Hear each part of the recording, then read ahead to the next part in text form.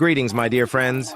If today's joke gave you a chuckle, don't forget to subscribe. It's free, and it'll make us even closer as friends. Old Granny Parkinson had won over $500,000 in the lottery, but as she was a frail little woman, her family was concerned that the shock of hearing the news might prove too much for her. Accordingly, they called in the family doctor to ask his advice. "I'll tell her if you like," said the doctor. "I'll lead up to it gradually." The family accepted his offer gratefully and showed him into the old bedroom.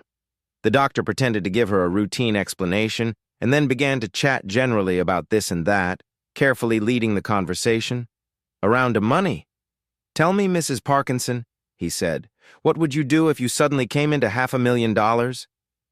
"$500,000? said the old lady reflectively. "Well, you've always been very good to me, doctor, so I think I give half of it to you."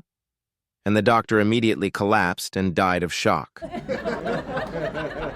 A soldier approached his commanding officer and said, "Sir, I need leave to go home for a few days." The colonel, wanting to test the soldier's resolve, replied, "Fine, but first, bring me an enemy tank. Then we'll talk about your leave."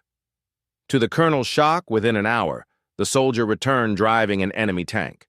Stunned and nearly speechless, the colonel asked, "How on earth did you manage to get this so quickly?" The soldier grinned and said, "Well, sir, whenever they need leave, they just take one of our tanks."